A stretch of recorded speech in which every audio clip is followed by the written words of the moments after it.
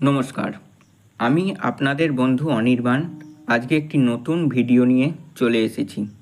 আজকে জানব আয়ুর্বেদের মহাঔষধি সম্পর্কে, যেটি হচ্ছে আমলা বা আমলকি।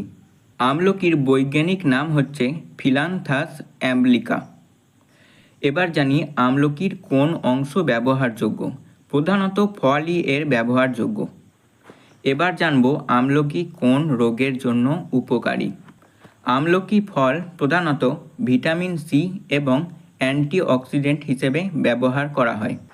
এটি আয়ুর্বেদিক চ্যবনপ্রাশের প্রধান উপাদান। এছাড়া ফল হাঁপানি, রক্তশূন্যতা, পেটের গণ্ডগোল, আলসার, মধুমেহ অর্থাৎ ডায়াবেটিস রোগে উপশমে ব্যবহৃত হয়। রোগ প্রতিরোধ ক্ষমতা বাড়ানোর জন্য এটি অত্যন্ত কার্যকর। এবার জানব আমলকি কী ভাবে ব্যবহৃত হয়। কাঁচা আমলকির ফল, ফলের গুঁড়ো, আচার, মোরব্বা, চ্যবনপ্রাশ এবং ফলের রস। যদি আমরা আমলকি গাছ বাড়িতে রোপণ করতে চাই তাহলে এর প্রকৃতি কেমন এবার জেনে নেওয়া যাক।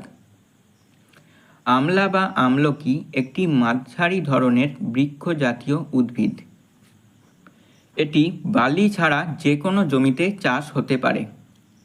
এই গাছ অত্যন্ত গরম সহনীয়। বৃষ্টিপাত হলে এই গাছের ফলন ভালো হয়।